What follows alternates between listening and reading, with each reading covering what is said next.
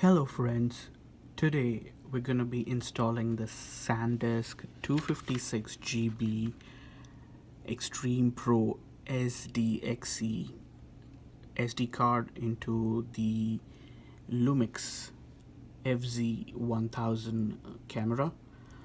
So this is the unboxing of this SD card and then the installation of this SD card in my Lumix FZ1000 camera.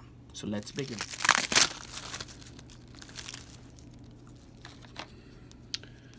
So I finally got it opened. This is how it looks out of the pack. Let me bring it closer. So if you can see, it's a 256 GB SDXC Extreme Pro with 95 MB per second transfer rate. So let's begin and open this packet. There you go. So the SD card is finally out. Let me bring it closer so that you can see it clearly.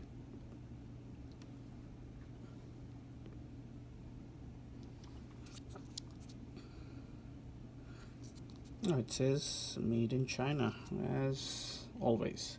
So let's go ahead and install this card into this camera.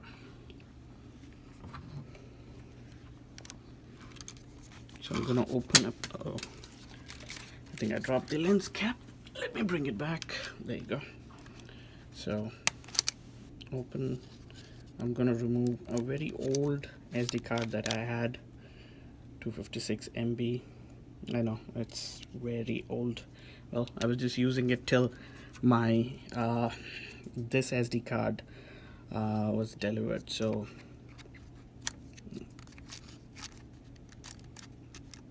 there you go. The card is installed. I'm gonna lock it. Does it want to lock for some reason? What the hell? Oh, now I know why. Okay, so now it's locked. Now I can turn on the camera.